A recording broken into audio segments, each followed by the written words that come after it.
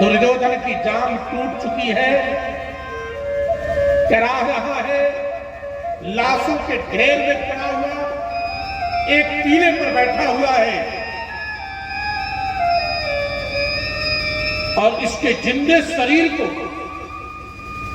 मांसलोलुप जीव सिंह, बाघ, भेड़िए, गिद्ध इत्यादि नोच कर खा डालना चाह रहे हैं।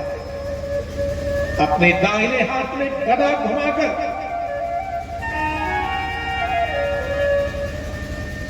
अपने पूरे शरीर की रक्षा कर रहा है, पूरे शरीर की रक्षा कर रहा है।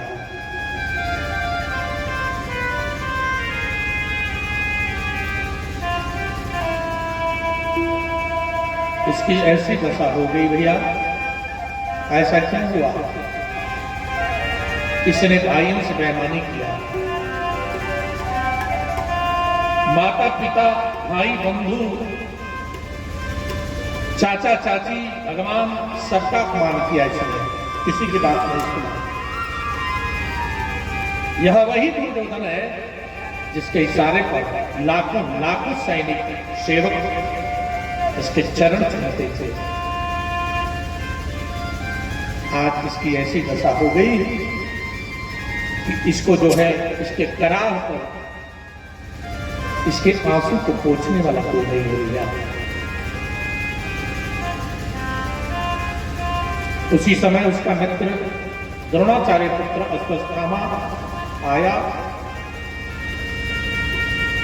और अपने मित्र दुर्योधन की ऐसी दुर्दशा को देखकर उसका मित्र हृदय खराब हुआ और उसने प्रतिज्ञा किया कि हे मित्र, मैं पांडवों का वध करूंगा।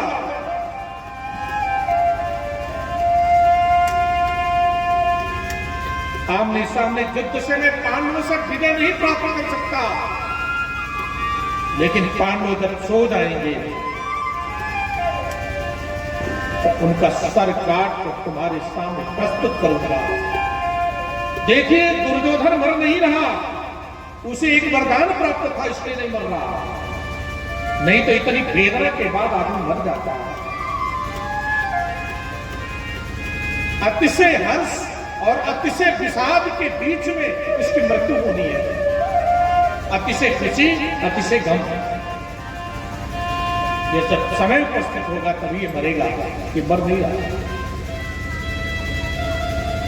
जब उसने कहा कि मैं पांडवों का सर लेकर आऊंगा, तब ठठा के हंसा, कहा कि चलो मरते मरते पांडवों का सर को देख लो।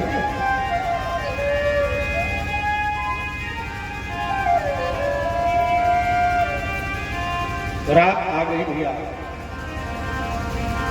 इस बात को दो ही लोग जानते थे, दुर्योधन और उसका मित्र अश्वत्थामा, कि पांडवों का सर काटना है। लेकिन तीसरा एक जान गया जो सबके जाननिहारा है, जिनका नाम वासुदेव श्री कृष्ण है। वासुदेव का अर्थ क्या हुआ? वसति इति वासु, जो सबके हृदय में वास करे उसका नाम है वासु। वसु कहते हैं प्राण को। प्राण के रूप में भगवान सबके हृदय में वास करते हैं। वसति इति वासु। दूसरा शब्द है देव, दिव्यते प्रकाश्यते इति देव, जो सबको प्रकाशित करे उसको कहते हैं देव। वासुदेव श्री कृष्ण प्राण के रूप में सबके सारे प्राणियों के हृदय में विराजमान रहते हैं, इसलिए सबकी बात भगवान जान जाते हैं।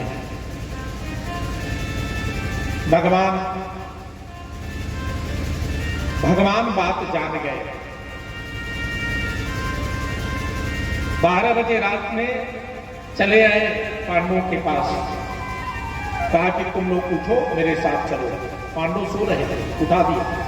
एक बार भी पांडव पूछे नहीं कि भगवान अब तो युद्ध समाप्त हो चुका है, सारे कौरवंशी मार दिए गए, अब कौन सी विपत्ति आ गई, ये नहीं पूछा। भगवान के ऊपर इतना विश्वास इन पांडवों को। अब वहां से पांडव चल दिए भगवान के साथ, लेकिन द्रौपदी के 5 पुत्र जो थे, वो 5 पुत्र भगवान के कहने पर भी और पांडवों के कहने पर भी ये नहीं गए। जो अपने बड़ों की बात नहीं मानता उसका सर्वनाश लिखा हुआ है, जान लीजिए। और ये गलती क्या किया इन 5 ने, अपने बिस्तर से उठकर और ये कहे क्या आप लोगों बुढ़े हो गए, आप लोगों को नींद नहीं आती, हम लोग जवान हैं, हम लोगों को सोने दीजिए। उठकर अपने बिस्तर से पांडवों के बिस्तर पर जाकर सो गए, चद्दर तान तान हो।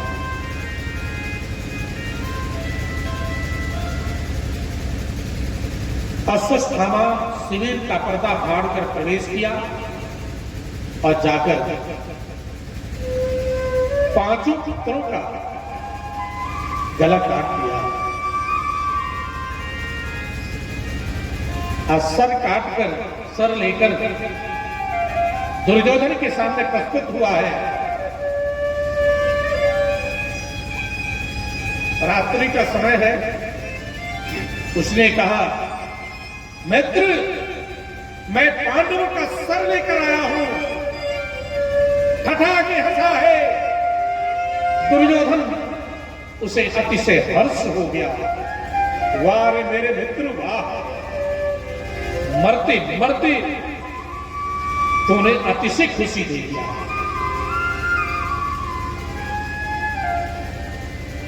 कहे कि लाओ एक एक सरों को दो, मैं तोड़ूंगा अपने हाथ से।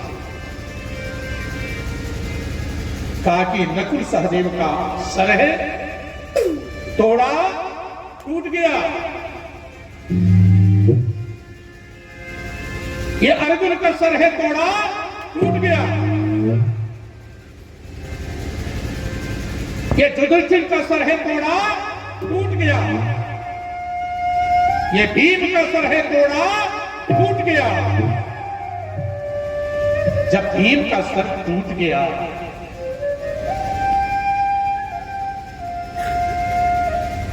तो छाती पीट पीट कर ये दुर्योधन होने लगा और कहा अश्वत्थामा, तूने अनर्थ कर दिया, तूने अनर्थ कर दिया। ये पांडवों का सर नहीं हो सकता, सबका सर टूट सकता है लेकिन भीम का सर नहीं टूट सकता। तूने अनर्थ कर दिया। ये मेरे भतीजों को मार दिया तुमने, मेरे कुल में किसी जलदाता को तूने रहने नहीं दिया। ये पांडव नहीं है, मेरे भतीजे हैं और ये भतीजे तेरे मरने के बाद मुझे भी जल देते, लेकिन तूने अनर्थ कर दिया। और हाय भतीजा कहते हुए प्राण पर फेरू उड़ गया कि अब मैं मार दिया जाऊंगा। अश्वत्थामा वहां से भागने लगा। सवेर भइल बा, बड़ा देर लड़का जब सूत जाना सब तो माई लोगन के इहो चिंता रहेला कि लड़कवा काहे सुतल बा इतना देर ले। द्रौपदी गई बड़ी जगावे खातिर लड़कन के, चादर हटा हटा के देखा तड़ी तो एक लड़कन का मूड़ी ना बा,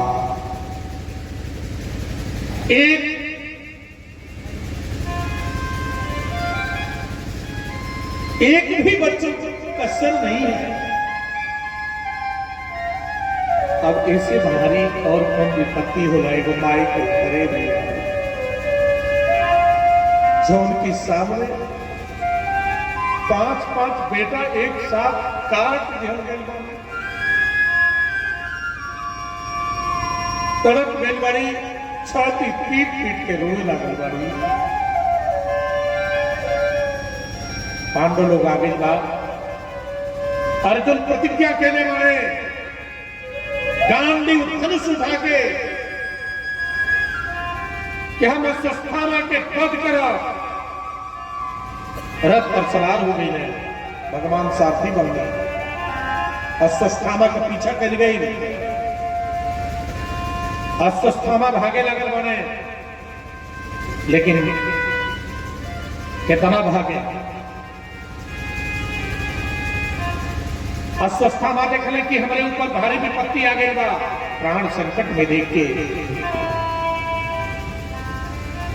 ब्रह्मास्त्र का प्रयोग कर दिले बाने। अब ब्रह्मास्त्र जब चलल बा, ब्रह्मास्त्र जब चला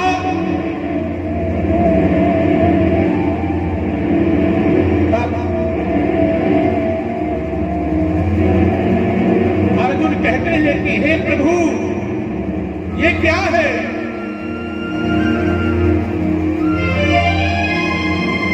भगवान कहते हैं वेदम द्रोणपुत्रस्य ब्रह्मास्त्रं प्रदर्शितम् त्वमेको दह्यमानानाम् अपवर्गोऽसि संस्कृते।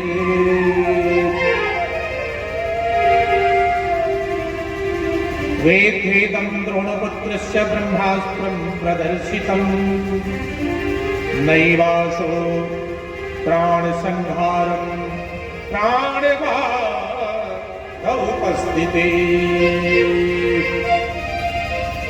यह द्रोणपुत्र अश्वस्थामा द्वारा छोड़ा गया प्रचंड ब्रह्मास्त्र है। वह छोड़ तो दिया है लेकिन वापस करना इसको नहीं जानता। ये अर्जुन तुम ब्रह्मास्त्र छोड़ भी सकते हो और वापस भी कर सकते हो। अब तुम अपना ब्रह्मास्त्र छोड़ो। अब तुम्हारे ब्रह्मास्त्र से अश्वस्थामा का ब्रह्मास्त्र टकराकर एक हो जाए तो उसे वापस करो। अर्जुन ने भगवान का ध्यान किया, आचमन करके अपने ब्रह्मास्त्र का संधान कर दिया। अब दोनों ब्रह्मास्त्र जब टकराए, दोनों ब्रह्मास्त्र जब टकराए, उनके टकराहट से लगा कि सारा ब्रह्मांड बदल जाएगा। जब एक हो गए तो दोनों ब्रह्मास्त्र को अर्जुन ने वापस करके अपने तरकस में डाल दिया और अश्वस्थामा को पकड़ लिया गया और पकड़कर रथ के पिछले हिस्से में डालकर लेकर आते हैं और आंगन में लाकर द्रौपदी के सामने रख दिया। द्रौपदी अपने 5 पुत्रों की मृत्यु पर विलाप कर रही थी। जब विलाप को देखा, अपने पुत्रों की मृत्यु पर जो विलाप कर रही थी द्रौपदी, विलाप छोड़कर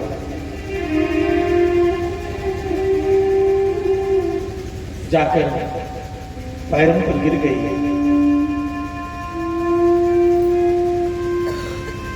अश्वस्थामा को प्रणाम करती है और प्रणाम करके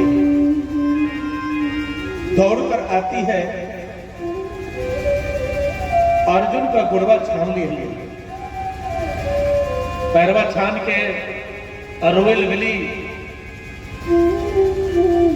अब विनती करने लगल बाड़ी अपने पति देवता से,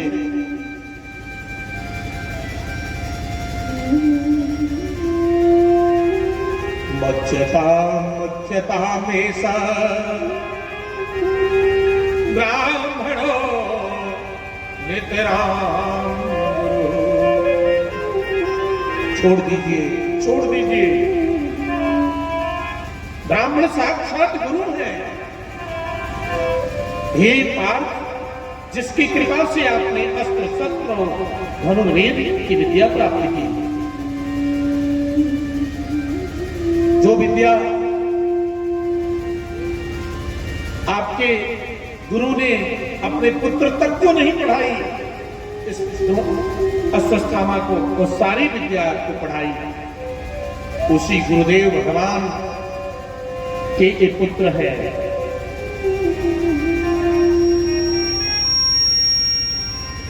मैं जिस प्रकार अपने पुत्रों के लिए रो रही हूं, उसी प्रकार एक मां और रोएगी। सबसे ज्यादा अगर किसी को कष्ट होता है मरने पर, एक मां को होता है, क्योंकि मां 9 महीने तक पेट में बच्चे को पालती पोसती है, पैदा करके कितनी पीड़ा होती है मां को, लेकिन बेटे का मुखड़ा देखकर मां का सारा पीड़ा समाप्त हो जाता है। कैसे कैसे बड़ा करती है, और उसके सामने एक मां का बेटा उसके सामने मर जाए, इससे बड़ी और पीड़ा क्या हो सकती है। एक मां की पीड़ा एक मां ही जान सकती है, इसलिए आप छोड़ दीजिए। मारो दीदस जननी गौतमी पति देवता, जथा हम मृतवत्सारता रोदीभ्यस्तुमुखी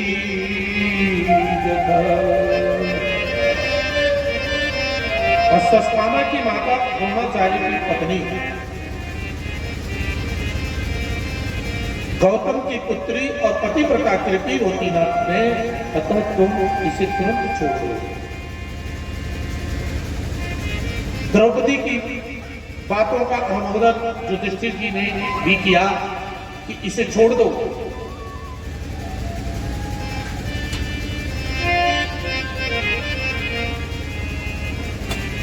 इसे छोड़ दो।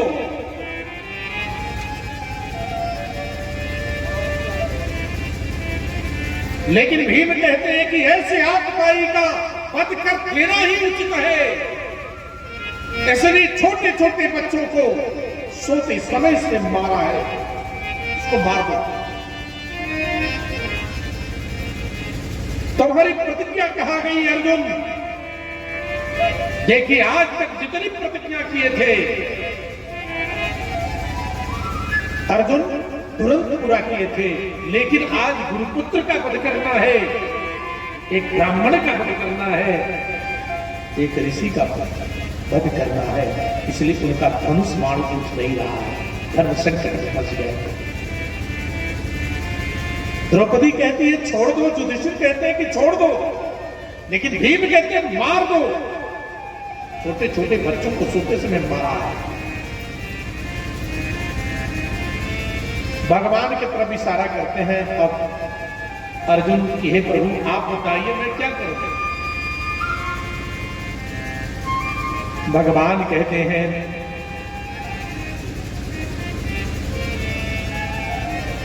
मैंने 2 नियम बनाए, मैंने 2 नियम बनाए हैं। ब्राह्मण का दैहिक वध शास्त्र में नहीं लिखा है,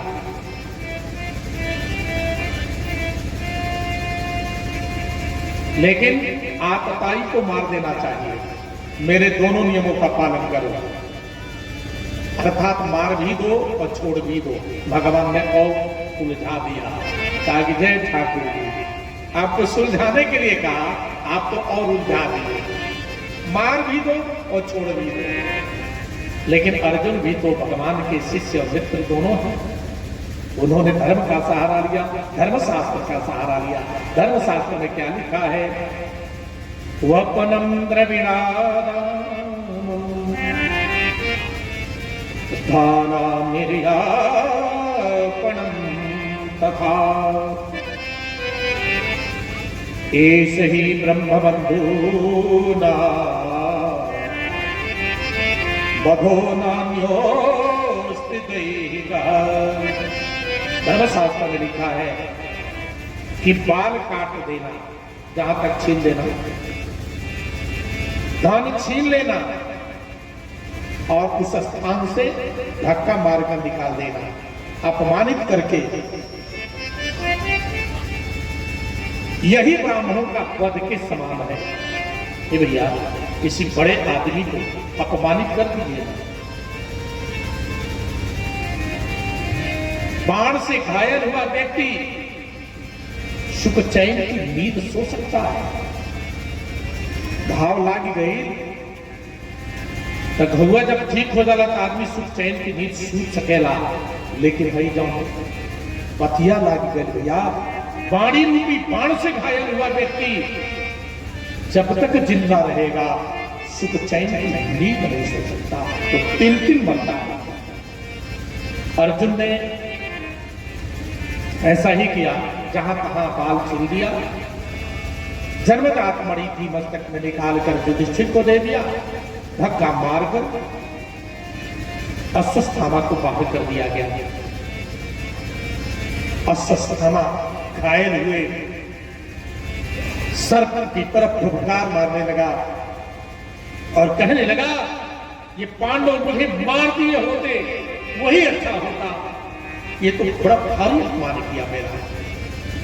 और कहा कि मैं पूरे पांडव कुल को समाप्त कर दूंगा। और उसने ब्रह्मास्त्र उठा लिया।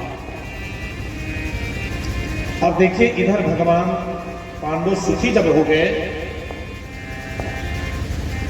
रथ पर सवार होकर जाने के लिए तैयारी कर रहे हैं, रथ पर बैठने के लिए जा रहे हैं। अब तक इसने 5 बाण ब्रह्मास्त्र चला दिया पांडवों के ऊपर। 5 बाण जब चले, जब 5 बाण चले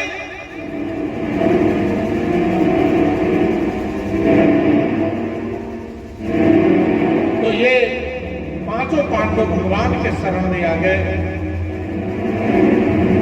भगवान ने इतनी भारी विपत्ति देखा तो 5 रूप धारण करके 5 पांडवों के सामने आकर खड़े हो गए। भगवान के सामने सारे अस्त्र शस्त्र निस्तेज हो जाते हैं और यह 5 अग्निबाण शांत हो गए। और उसके बाद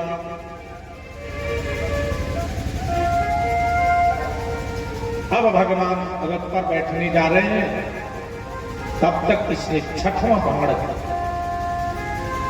उत्तरा के गर्भ पर चला दिया, जो पांडवों की अंतिम निशानी है।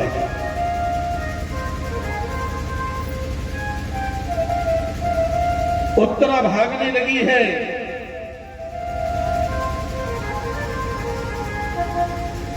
उत्तरा भागते हुए भगवान के शरण में आई। पाहि पाहि महाजोगिनी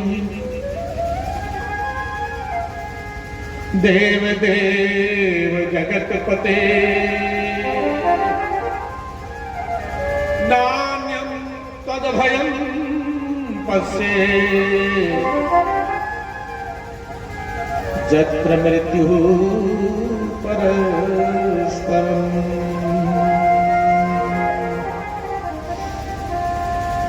हे जगतपते, हे देव, हे महाजोगी, मेरी रक्षा करो, मेरी रक्षा करो। मेरा भय दूर करने वाला और कोई नहीं है।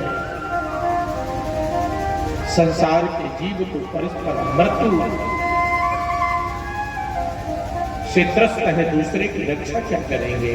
पाहि पाहि महाजोगिनी देव देव जगतपते,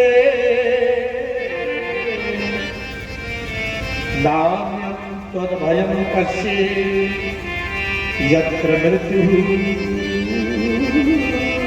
परस्परम्।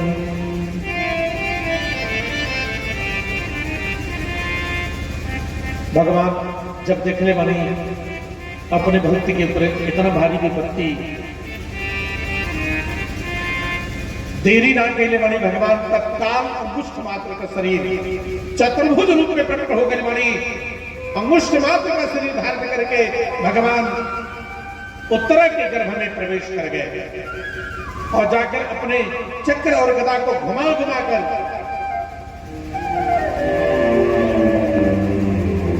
अश्वस्थामा द्वारा छोड़े गए ब्रह्मास्त्र से आग से अपने भक्त परीक्षित की रक्षा कर दिया और परीक्षित की रक्षा करके भगवान अब बाहर निकल गए। देखिए आज तक भगवान किसी के पेट में नहीं गए, देवकी के पेट में भगवान गए नहीं गए। भगवान ने भ्रांति कराया था कि मैं पेट में हूं, लेकिन आज एक भक्त की रक्षा करनी है, इसलिए भगवान अपनी भगवत्ता को छोड़कर अपने भक्त के मां के पेट में घुसकर अपने भक्त की रक्षा किए। अपना मान टले टल जाए पर भक्त का मान न टलते नहीं। महाराज इस प्रकार भक्त की रक्षा करके अब पांडव सब तरह से सुखी हो गए। अब भगवान रथ पर सवार होकर द्वारिकापुरी जा रहे हैं। यह बात कुंती को पता चल गई।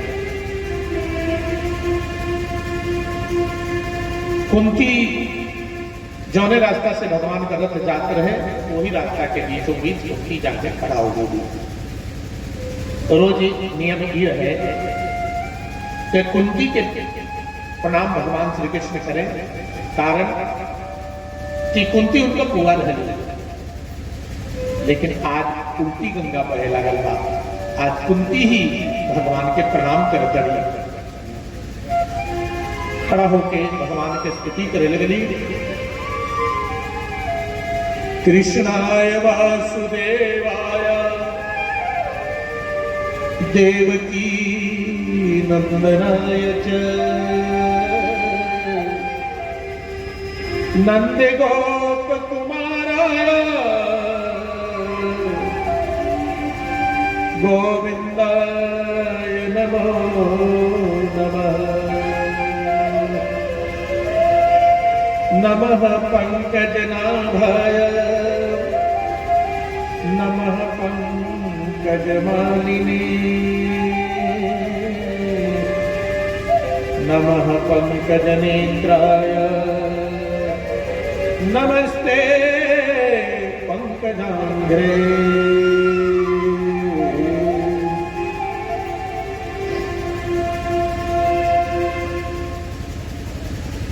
भगवान रथों पर से कूद गए।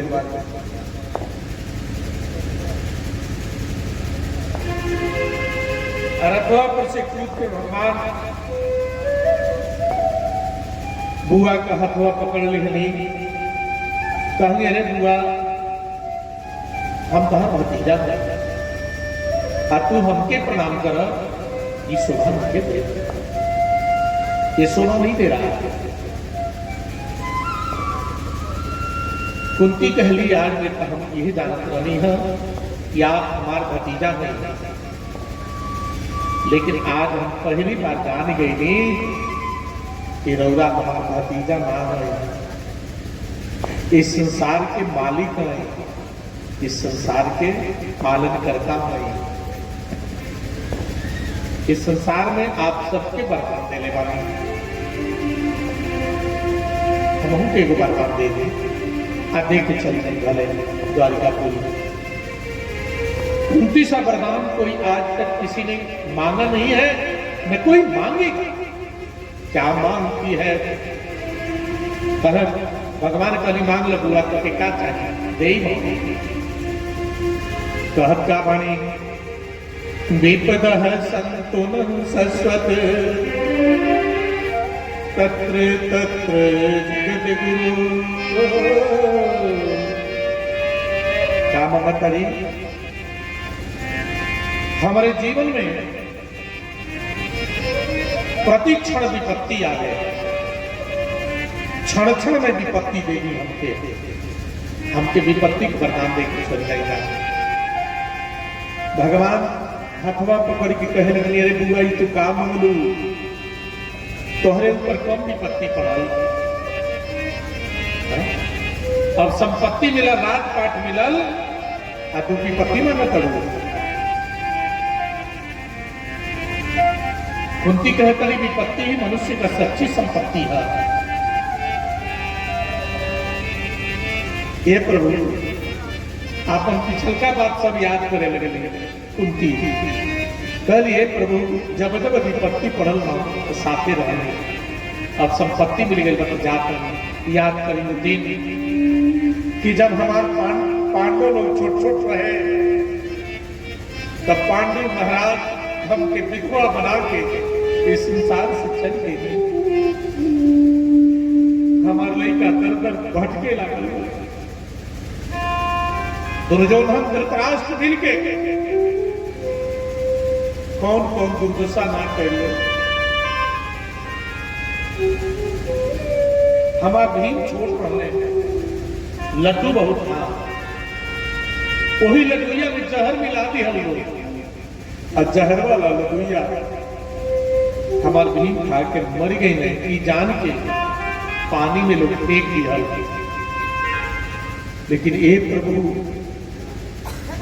जब हमारे भीम को पनिया में से निकलल बने तो 10,000 हाथी का बल लेके निकल गए। ये प्रभु तो जहरवर से आपे को चौंके 10,000 हाथी का बल आपे दिया। ये प्रभु हमारे पांडव लोग युधिष्ठिर जुआ में राजपाट सब कुछ हार गए नहीं,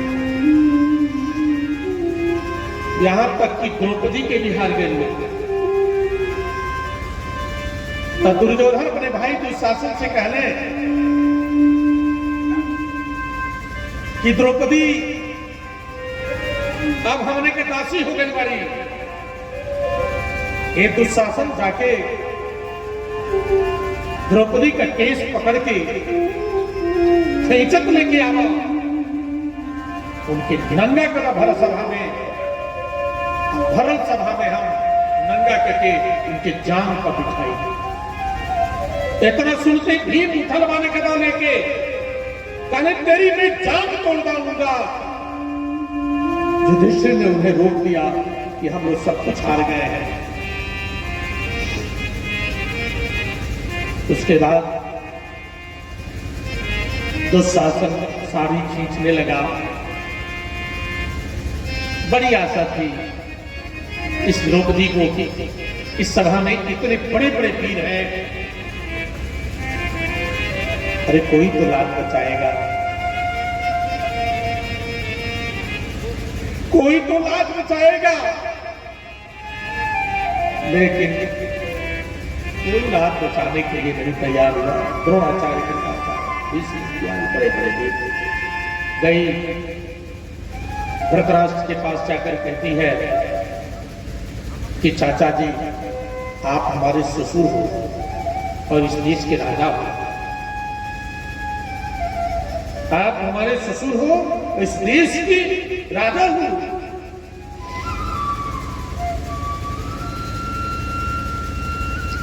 आप आंख के अंधे हो लेकिन पहले तो नहीं।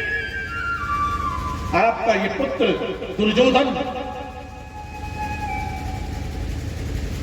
मेरी लाज बूझने के लिए तैयार है, मुझे नंगा करने के लिए तैयार है। क्या अपने कानों से अपने पुत्र वधू द्रौपदी को नंगा होते हुए सुन सकते हो? लेकिन ये धृतराष्ट्र चुप हो गया। ऐसा अन्यायी राजा अपने पूरे कुल समेत नरक में चला जाता है। महाराज अब इसके बाद बड़ी आशा लेकर भीष्माचार्य के पास पहुंचती है और जाकर भीष्म जी से कहती है कि दादाजी आप न्याय करें। क्या एक पति अपने पत्नी को जुआ पर दांव पर लगाने का अधिकारी है। क्या मैं जीता हूं या अजित? भीष्म जी हृदयवश होकर कहे, मैं दुर्योधन का अन्न खाने के कारण मेरी बुद्धि कुंठित हो गई है और भरी सभा में इस पाप को देखते रहे। और ये जब तक ताकत थी द्रौपदी के हाथों में तब तक अपनी लाज को बचाती रही। जब ताकत समाप्त हो गया, जान गई कि अब मेरी लाज लूट ली जाएगी, तो सीधे द्वारिकाधीश भगवान को याद किया। एलिया जो ही आवाज दिलवा को द्वारिका करी में, हे कृष्ण द्वारिकावासी, भगवान आ गए वाले भैया। उस समय भोजन करे जाते नहीं भगवान। रुक्मिणी जी लेके थाल परोस के आई बड़ी, तब तक आवाज सुनने वाले बहिना द्रौपदी का नंगे पांव दौड़ चलने गया और आयल बनी। वस्त्र के रूप में भगवान आकर प्रकट हो गए हैं और प्रकट होकर साड़ी खींचे लागल बने तो शासन साड़ी खींचत थक हार गई ने। वस्त्र का ढेर लग गई बा, साड़ी का ढेर लग गई, थक हार गई बने। महाराज सब लोग सोचे लागल बा, ये सारी बीच नारी है कि नारी बीच सारी है, ये सारी ही किनारी है, किनारी ही की सारी है। अरे जिसे हजार भुजाधारी भगवान रक्षा करते हो तो दो हाथों वाला दुशासन क्या करेगा? साड़ियों का ढेर लग गया। ये भैया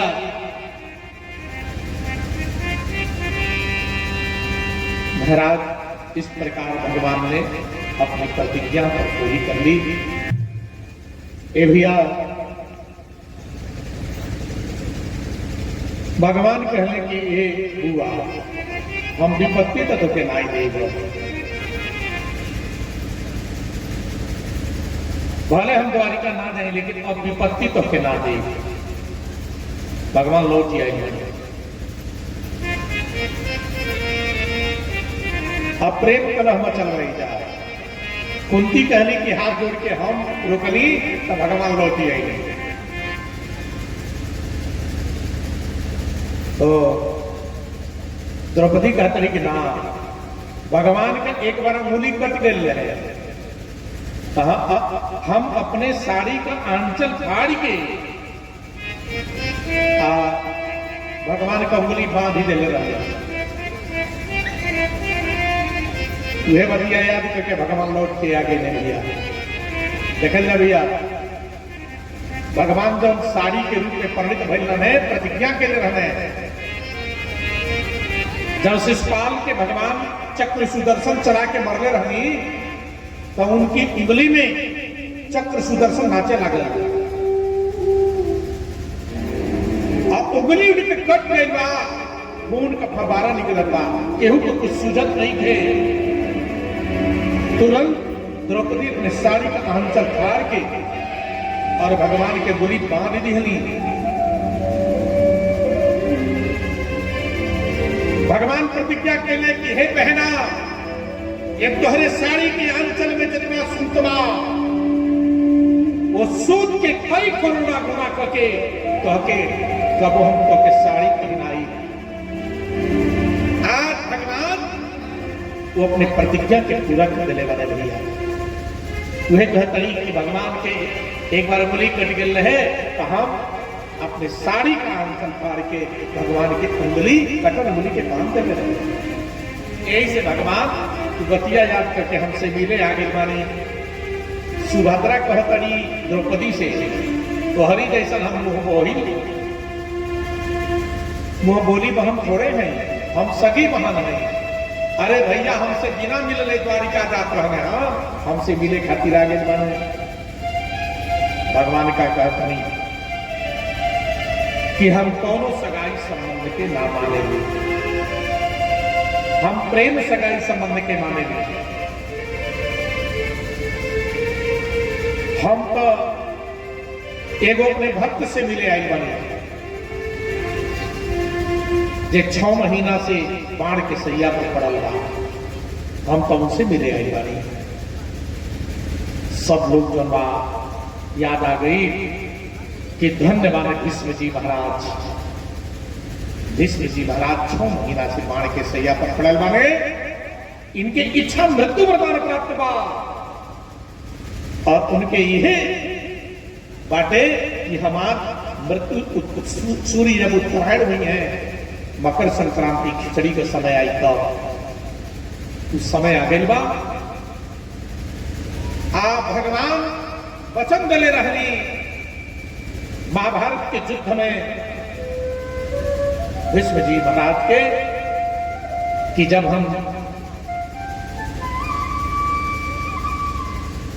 भीष्म जी वचन दिले रहने कि हे प्रभु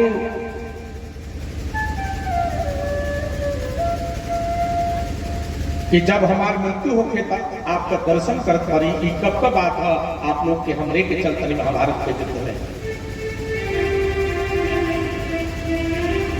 भीष्म जी महाराज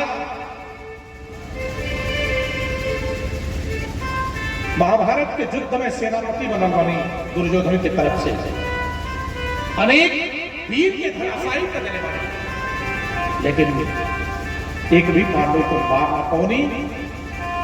तो जब मार ना पौनी तो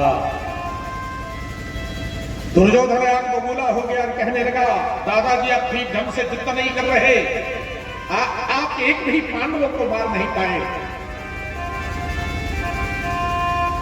आप पक्षपात कर रहे हैं। भीष्म आवेश में आ गए और कहे कि दुर्योधन आज रात में 12 बजे मैं अखंड ध्यान पर जब मैं बैठा रहूं तो अपनी पत्नी भानुमति को मेरे पास अकेले भेजना, मैं उसे अखंड सौभाग्य का वरदान दूंगा। दुर्योधन बहुत प्रसन्न हो गया और अपने पत्नी भानुमति से आकर कहा कि आज बहुत बढ़िया मौका है, जाकर अखंड सौभाग्य का वरदान मांग लो। रात का समय है, ये भैया तीनिए लोग ये बात के जाना था, एक दुर्योधन, दूसरा भानुमति, तीसरा भीष्म जी महाराज, लेकिन चौथा माने कि नहीं, सबका जाना निहारा माना। वासुदेव श्री कृष्ण इस बात को जान गए। भानुमति 12 बजे रात में सज धज के महल में जाता रही भीष्माचार्य जी महाराज के जौने रास्ता से जाता रही वही रास्ता भगवान खड़ा हो गई है। पहले भानुमति अरे तू तो पतिव्रता स्त्री हो, आज सज धज के रतिया के 12 बजे रतिया के कहा जा तुम कैसे मिले, झूठ ना बोली, कहली कि अखंड सौभाग्य का वरदान देवे खातिर दादाजी अपने महल में 12 बजे रात में बुलौले माने अकेले में।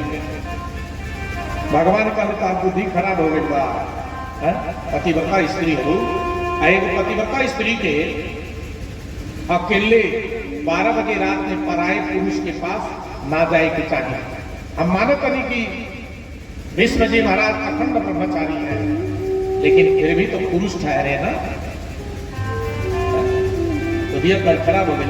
अरे घर में ना हमें दिनवा बनाई दे दी है अखंड सौभाग्य का वरदान, रतिया के कौन अखंड सौभाग्य का वरदान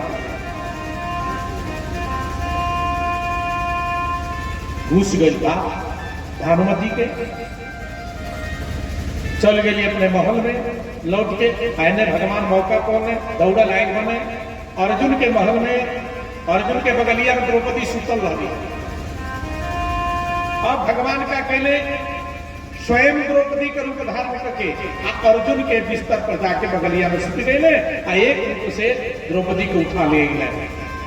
इसलिए देखिए विष्णु सहस्त्रनाम में दिया गया है कि अनेक अनेक रूपाय विष्णवे प्रभ विष्णवे। भगवान जो है अनेक रूपों में है, स्त्री भी है पुरुष भी है। तो द्रौपदी बन गए, एक रूप से उठा लाए लेकर आते हैं।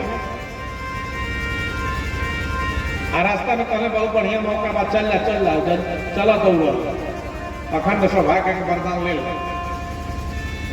महल के दरवाजा पर भीष्माचार्य के आगे भगवान खड़ा हो गए ना, द्वारपाल एक ही स्त्री के प्रवेश करे खातिर कहल गए। द्रौपदी अंदर गई आ भगवान दुआरी पर खड़ा अखंड ध्यान में बैठल बने भीष्माचार्य जी। द्रौपदी जाके उनके पैर पर गिर गई आ जाके कहा करी दादाजी प्रणाम। उन्होंने कहा कि अखंड सौभाग्यवती भव।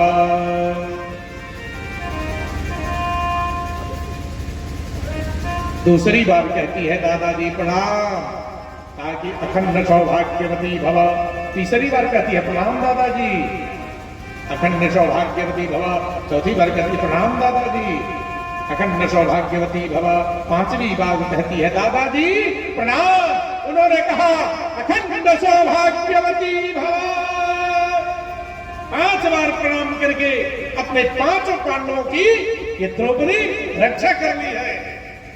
अब कह पड़ी दादाजी आपके आशीर्वाद सत्य हो ही ना। अब भीष्माचार्य के खटका लागल, कहले देवी हमारा आशीर्वाद तो सत्य हो, लेकिन देवी तू हाउ के। कहली कि हम पांडव पत्नी द्रौपदी हैं। अब भीष्माचार्य जी महाराज के आंख से आंसू गिरने लागल। कहले कि देवी हमारा आशीर्वाद तो सत्य हो, लेकिन ये बतिया के 3 ही लोग जानत वाला, हम दुर्योधन और दुर्योधन का पत्नी भानुमती। तू कैसे जानता जो सबका बात जाने ले? उनका नाम मनमोहन श्री कृष्ण, वासुदेव श्री कृष्ण का उहे लेके आए बनगा तो के। द्रौपदी झूठ ना बोली, कहली कि हाँ उन्हें के लेके आई हाँ आरोरी महल के दरवाजा पर खड़ा बानी। इतना सुनते ही कि भगवान हमारे दुआरी पर आके खड़ा बानी, अपने जो आसन से कूद गई ने, दौड़त गई बाने और दर्शन कौने रूप में दर्शन देत बाने। ए भैया चतुर्भुज रूप में भगवान, चतुर्भुज रूप में भगवान दर्शन दे रहे हैं भैया। काली काली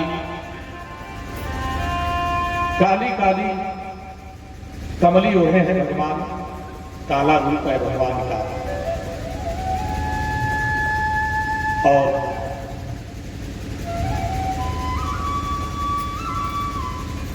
चारों हाथों में चतुर्मुख दीपक जग जग जग जग जल रहा है। और उसी दीपक के प्रकाश में भगवान का काला काला रूप, काली कमली ओढ़े हैं और मंद मंद मुस्कुराते हुए भीष्म जी महाराज की तरफ देख रहे हैं। भीष्म जी महाराज का हाथ जुड़ गया, आंखों में आंसू आ गया और कहे कि प्रभु इस समय तो आप दर्शन दे रहे हैं,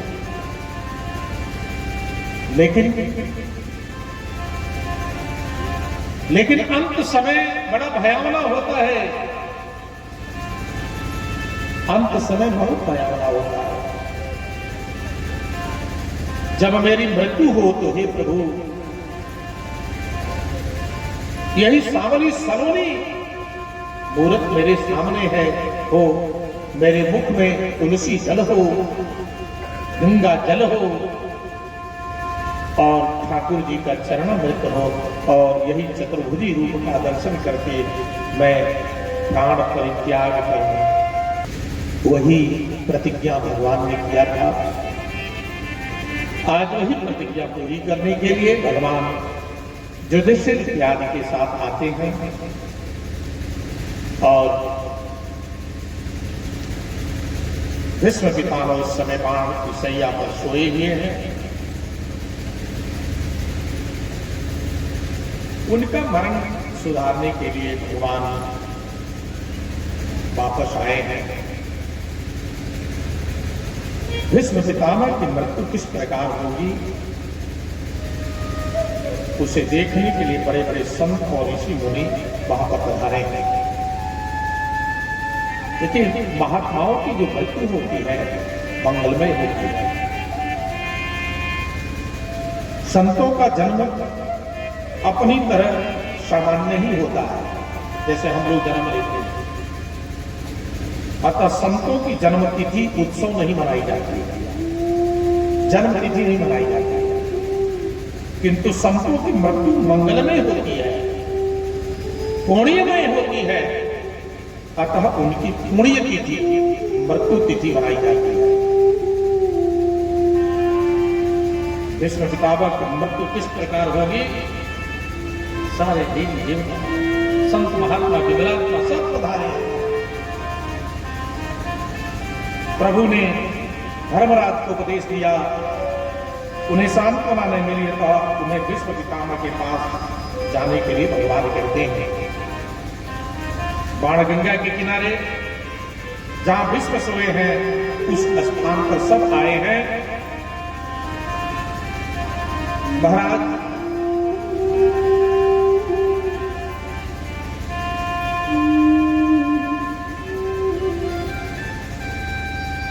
युधिष्ठिर महाराज ने श्री कृष्ण भगवान को कुछ दिन और रोक लिया। देखिए एक अक्षौहिणी सेना में कितने रथ सारथी होते हैं भैया, आप लोग सैनिक होते हैं, ध्यान दीजिए। एक अक्षौहिणी सेना में 21,870 रथ, 21,870 हाथी, 1,09,350 सैनिक, 65,610 घोड़े एक अक्षौहिणी सेना में होता है भैया। ऐसे भैया 18 अक्षौहिणी सेना ऐसे मारी गई है।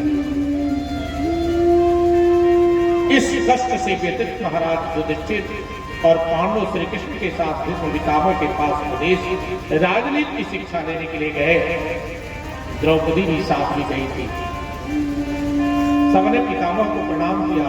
भीष्म पितामह ने भी मनसा वाचा से श्री कृष्ण की वंदना की और कहा कि प्रभु, मैं युधिष्ठिर को रात को मैं बाद में धर्म का उपदेश करूंगा, लेकिन मेरे एक प्रश्न का उत्तर दे दीजिए प्रभु। मैं उनसे बोलता हूं जिनका नाम मनमोहन है। आज तक मैंने अपने जीवन में कोई पाप नहीं किया। मैं 100 जन्म तक अपने जीवन को देख लिया हूं। इन 100 जन्मों तक मैंने कोई पाप नहीं किया। हे प्रभु, जब मैंने कोई पाप नहीं किया तो 6 महीने तक मुझे बाण की सैया पर क्यों सोना पड़ा? ये मुझे अतिशय वेदना क्यों हुई, कष्ट क्यों हुआ? किस पाप के फलस्वरूप? मैंने कोई पाप नहीं किया। भगवान कहते हैं, दादाजी आप पाप नहीं किए तभी तो मैं आपके सामने खड़ा हूं मरते समय तक समय। अन्यथा जो है जन्म जन्मांतर तक जोगी जति तपस्या करते करते थक हार जाते हैं, लेकिन मेरा नाम भी अंत समय में मुख में नहीं आता और मैं स्वयं आपके सामने खड़ा हूं। आप निष्पापी हैं तभी तो, लेकिन दादाजी आप पूर्ण निष्पापी नहीं हैं। आपने पाप नहीं किया, लेकिन पाप होते हुए अपने आंखों से देखा है।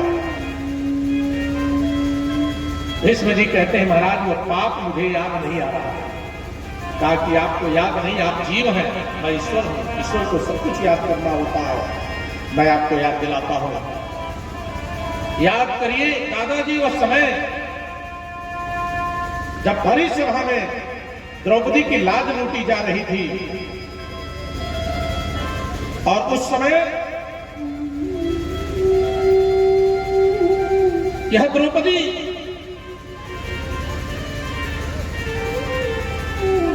आपके पास आई,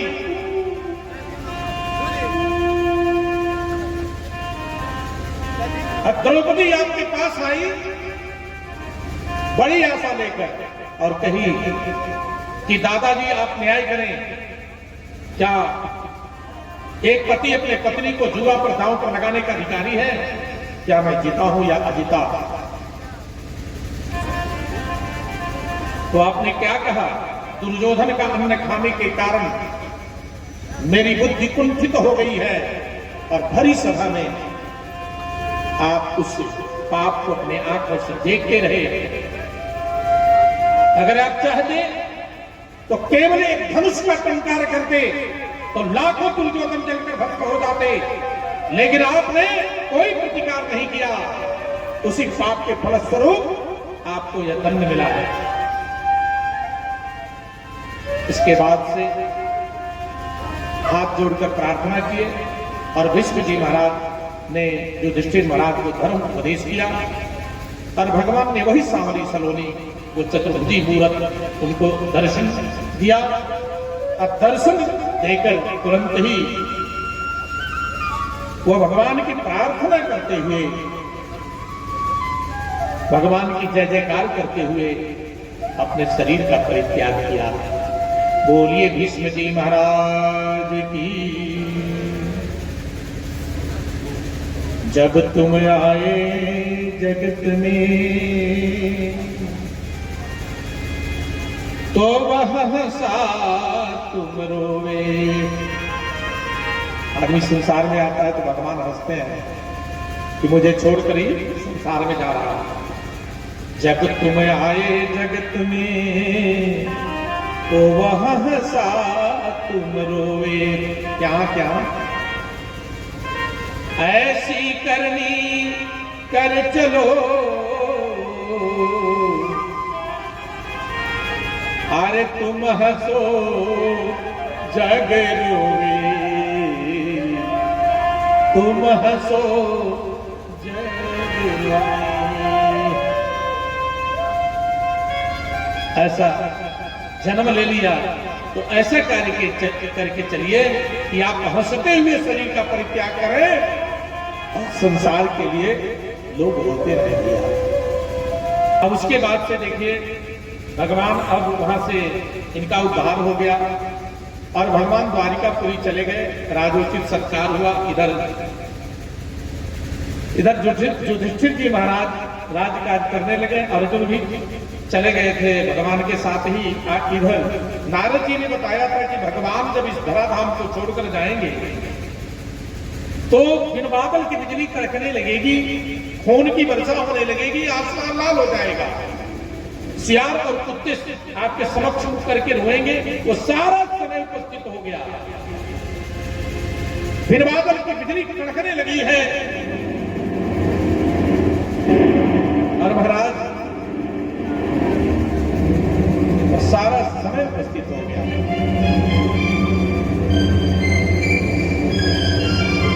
अब ये कहने लगे कि बताइए, ये लग रहा है कि ये सारा संसार समाप्त हो जाएगा इस समय। नारद जी ने जो बात बताई थी द्वारिकापुरी की ध्वंस हो जाएगी, वह सारा समय उपस्थित दिखाई दे रहा है। तो तुरंत ही उसी समय कह रहे हैं कि अभी तक अर्जुन भी नहीं आया, पता भी नहीं चल रहा है। तब तक अर्जुन आ गया। अरे अर्जुन, ये तेरे चेहरे की कांति कैसे फीकी पड़ गई? क्या तूने द्वार पर आए हुए अतिथि को खिलाए पिलाए भी नहीं? कहीं तूने भोजन तो नहीं कर लिया? क्योंकि अतिथि भगवान का रूप होता है। कहीं अगम्य स्त्री के साथ तूने मन तो नहीं कर लिया? कहीं तूने छोटे छोटे बच्चों को मार तो नहीं दिया? ये तेरे चेहरे की कांति कैसे फीकी पड़ गई? ये तेरा चेहरा काला कैसे पड़ गया? अर्जुन केवल सुन रहे हैं। और अंत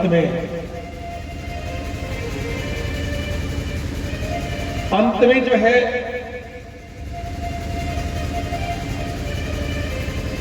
कहते हैं कि क्या भगवान श्री कृष्ण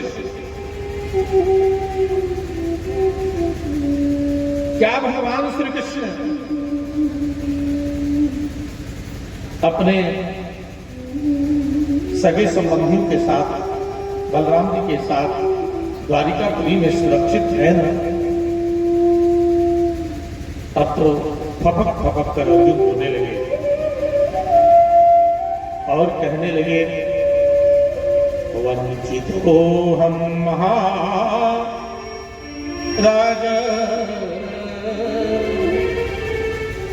हरिण बंधु जेन में अपहृतम तेजो देव विस्फानम महत देव विस्मापनम महत। हे महाराज, अब मैं श्री कृष्ण से सुननी हो गया।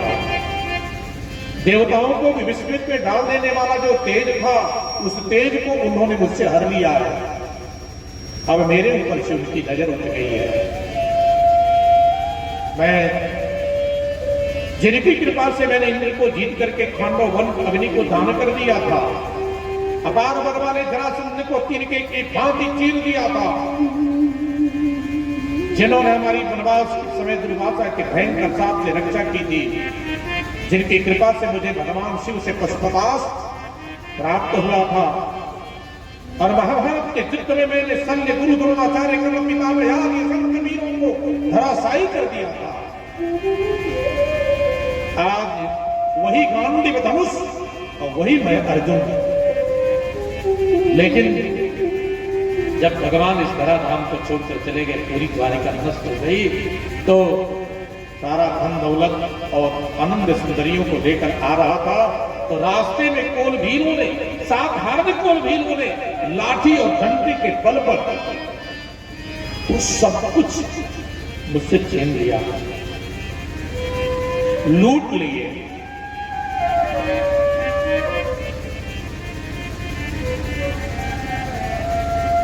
जिस प्रकार भस्म में किए गए हवन मायावी पुरुष से प्राप्त पदार्थ तथा ऊसर भूमि में बोए गए बीज की तरह काम करने में समर्थ हो गए, आज मुझसे सामान्य दिलों से गोपियों की रक्षा नहीं हो पाई।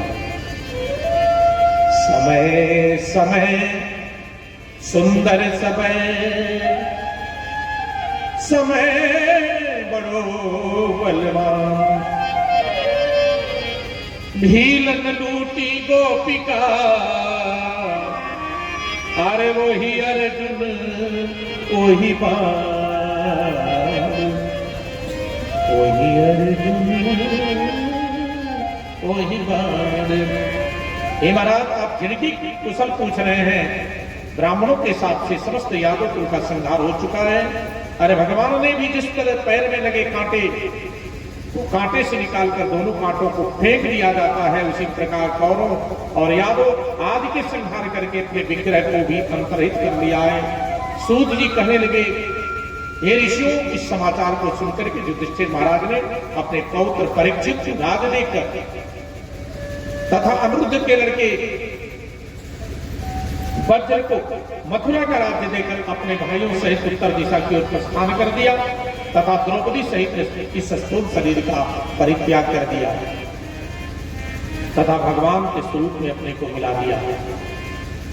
अब देखिए, परीक्षित जी राजकाज करने लगे हैं। बोलिए श्री कृष्ण भगवान की।